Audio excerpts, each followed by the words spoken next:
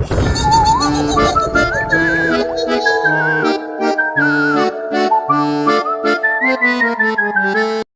गांव शिकारपुर में कई दिनों से छोटे छोटे बच्चे गायब हो रहे थे। गांव के लोग रोज रोज गायब होते बच्चों की वजह से बहुत दुखी थे।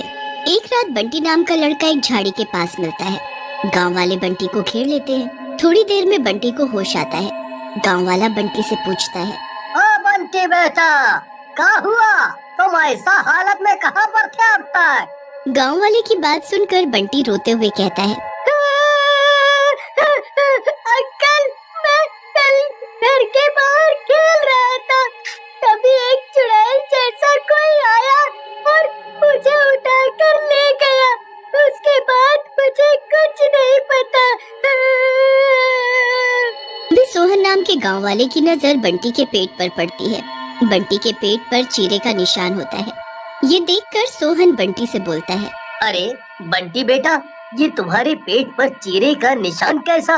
क्या हुआ है तुम्हारे साथ? लेकिन बंटी कुछ बताने की बजाय दर्द की वजह से बेहोश हो जाता है। ये देखकर गांव के बाकी लोग सोहन पर गुस्सा हो जाते हैं। तुकाराम नाम का गांव वाला सोहन से बोलता है, सोहन भैया चुप करो अब, जहाँ देखो अपनी सीआईडी चालू कर देते हो। अरे देखो तो सही बच्चे की हालत है। अरे तुकाराम भैया, ये निशान जो बंटी के है, ये किडनी निकालने की वजह से बनता है। मैं तो बस वो जानना चाह रहा था, कहीं बंटी के साथ भी तो कुछ ऐसा नहीं हुआ।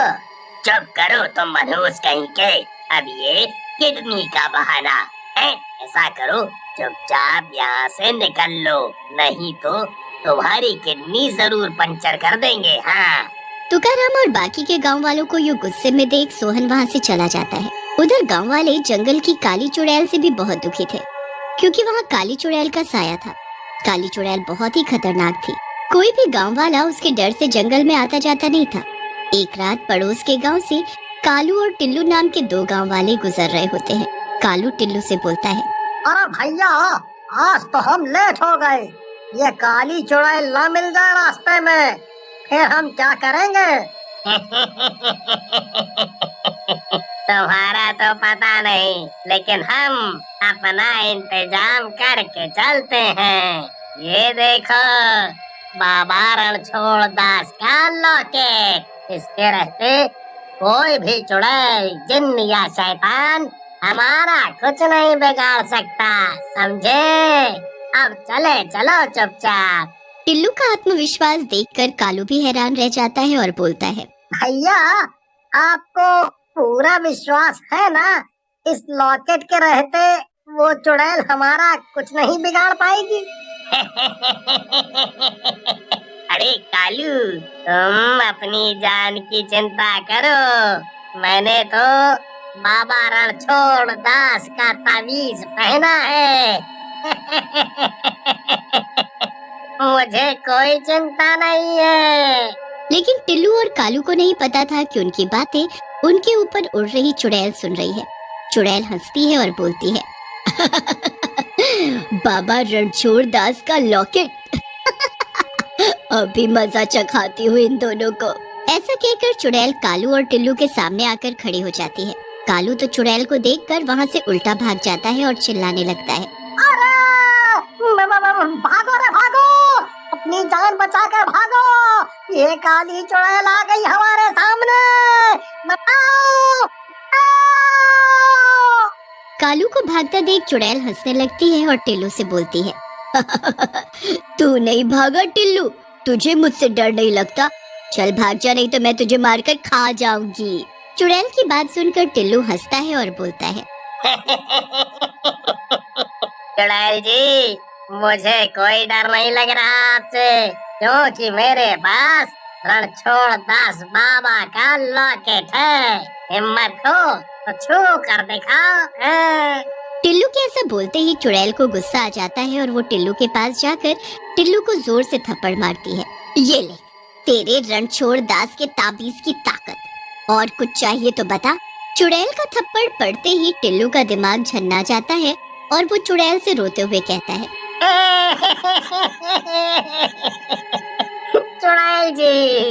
चुड़ैल जी मुझे माफ कर दो, मुझे इस बाबा के चक्कर में फंस गया था मैं। मुझे पता चल गया है ये बाबा ठग है, ये मुझे मरवा देगा। टिल्लू को यूं रोते देख चुड़ैल को टिल्लू पर दया आ जाती है और वो टिल्लू को छोड़ देती है और बोलती है सुन टिल्लू, तुझ पर मुझे दया आ गई है इसलिए मैं तुझे छोड़ रही हूँ, लेकिन तुझे मेरी भूख मिटाने के लिए गांव वाले यहाँ लाने पड़ेंगे, समझा? आज से तू मेरा एजेंट बन गया है। फिर टिल्लू चुड़ैल को रोज एक गांव वाला लाने का वादा कर वहाँ से चला जाता है और घर पहुँचता है। घर पर कालू और टिल्लू की पत्नी टीना बैठे होते हैं। टीना टिल्लू को देखकर खुश हो जाती है और बोलती है आप आ गए, मुझे पता था कि आप वापस आओगे। ये मनहूस कालू कब से कह रहा है कि चुड़ैल तुम्हें खा गई। कालू का नाम सुनकर टिल्लू गुस्से में भड़क जाता है और बोलता है मत ले उस मनहूस का नाम अपने मुंह से। ये तो उस चुड़ैल के पास छोड़ आया था मरने के लिए मुझे। ये तो मेरी किस्मत अच्छी थी जो मैं बच गया। अरे टिल्लू भाई, मेरी क्या गलती थी? तुम ही उस बाबा रणछोड़ दास के गुण गा रहे थे, मैं क्या करता भला? मेरे पास तो कोई जादुई ताबीज भी नहीं था, मुझे भी तो अपनी जान बचानी थी।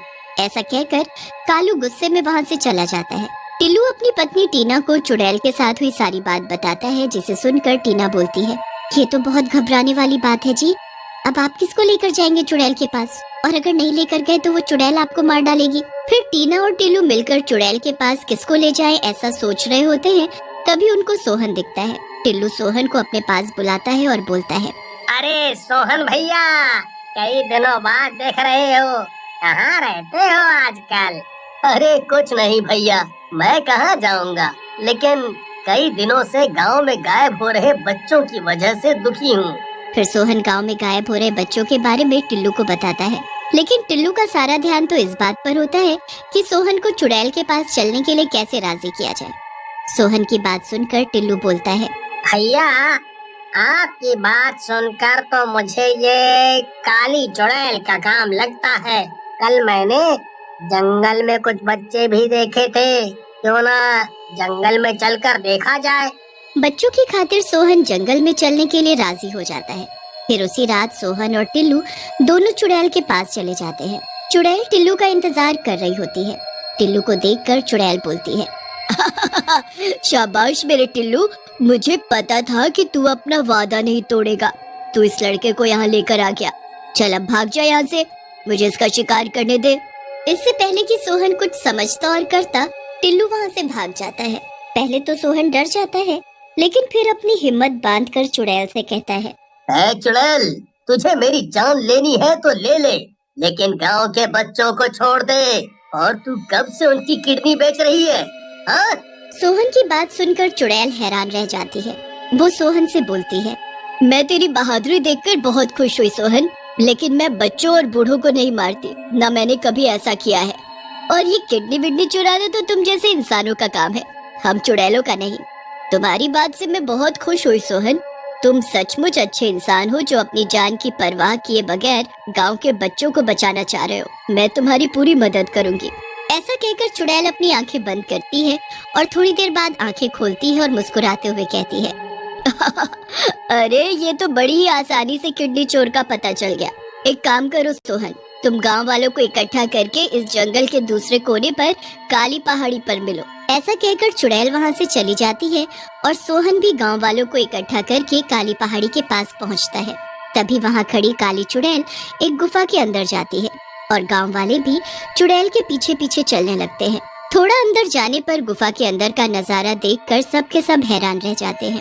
गुफा के अंदर पूरा का पूरा हॉस्पिटल बना है और कई सारे बच्चे वहाँ बंधे होते हैं।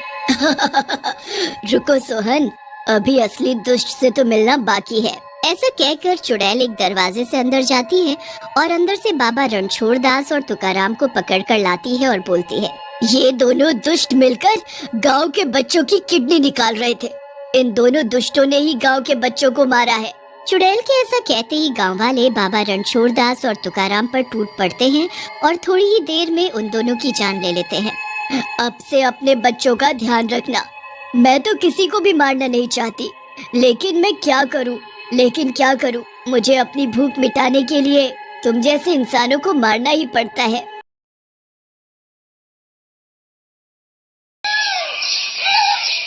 मुन्नी अपने 5 साल के भाई के साथ रेलवे स्टेशन पर टॉफी बेचा करती थी, पर वहाँ पर उसका व्यापार कुछ ठीक से नहीं चल रहा था, इसलिए वो फिर से सड़क पर ही टॉफी बेचने लगी।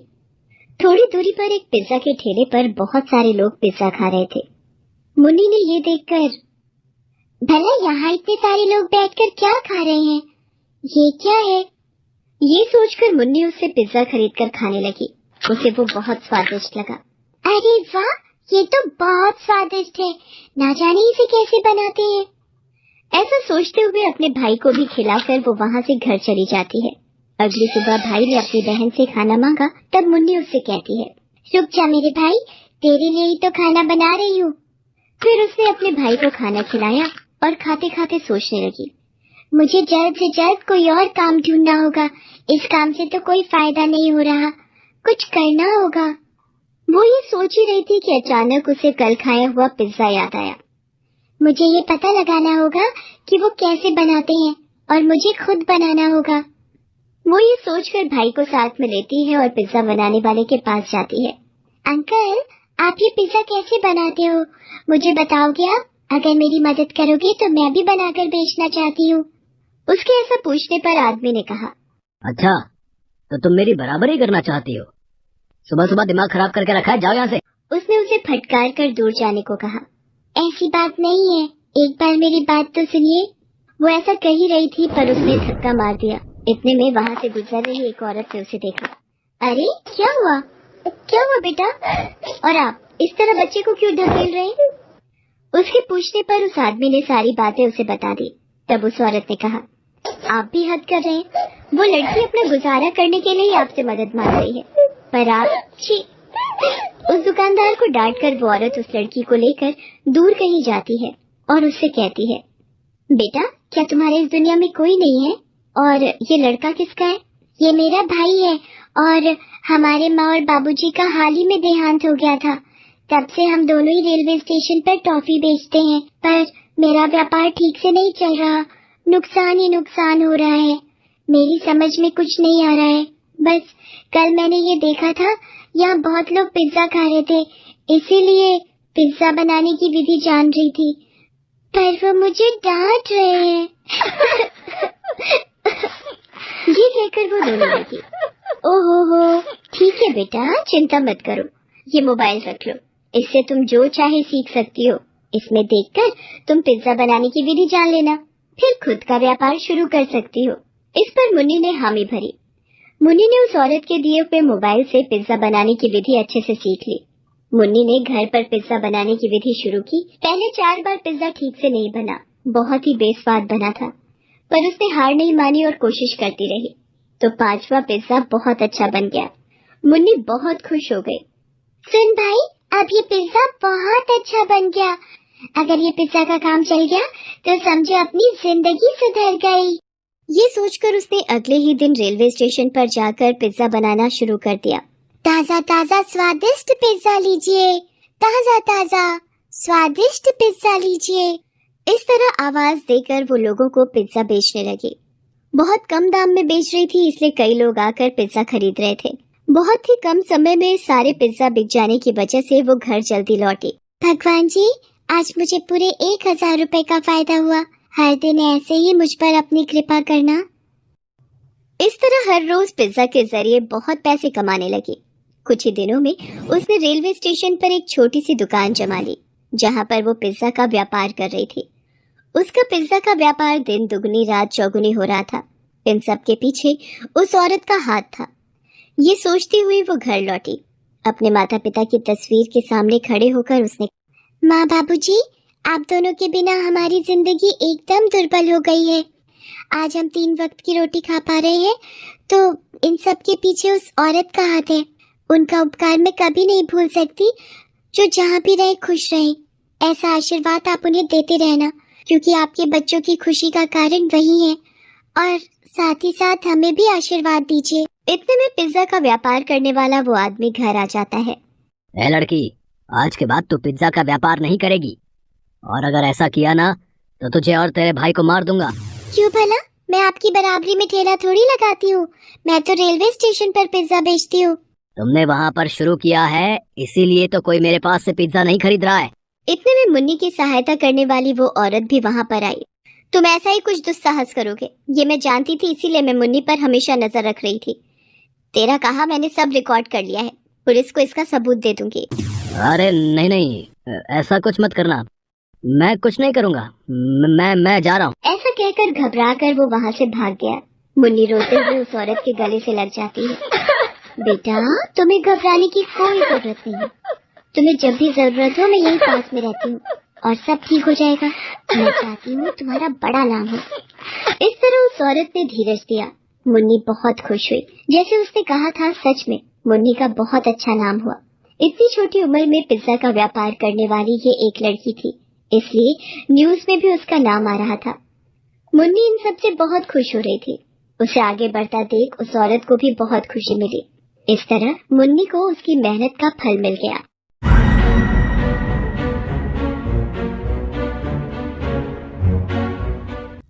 न्यूयॉर्क के मशहूर फेमस म्यूजियम में सारे एंटीक सामान की चोरी हो जाती है। चोर म्यूजियम का सारा सामान ट्रक में भर के ले जाता है। म्यूजियम का ऑनर डिटेक्टिव मेहुल के असिस्टेंट को कॉल करता है और म्यूजियम की चोरी के बारे में बताते हुए ट्रक के बारे में भी बताता है। असिस्टेंट मोटूलाल इन्वेस्टिगेशन करते हुए म्यूजियम से गुजरने वाले चारों ट्रक्स को रोक देता है और इन्वेस्टिगेशन शुरू कर देता है। दोस्तों, क्या आप इन चारों ट्रक को देखते हुए बता सकते हो इन चारों में से किस ट्रक में म्यूजियम का सामान छुपा हुआ है? सोचिए और अपना जवाब कमेंट में बताइए।